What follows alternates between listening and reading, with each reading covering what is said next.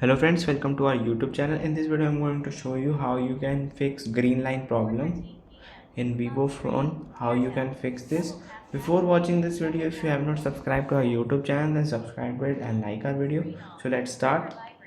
First, if you are just unable to open your screen, just take two fingers and swipe up like this, and friends, you have shows like this and green screen.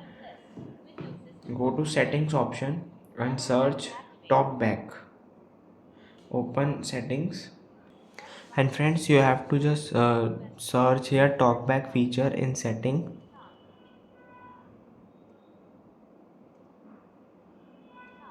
By this, friends, then you have to go to here talk back, and friends, you have to just first tap to just select and double tap to open this, and then you have to just off this by clicking on this one time. Stop, and then you have to just press double time to stop this. And friends, you can see now talkback is off now, and you can use your phone normal. You can see.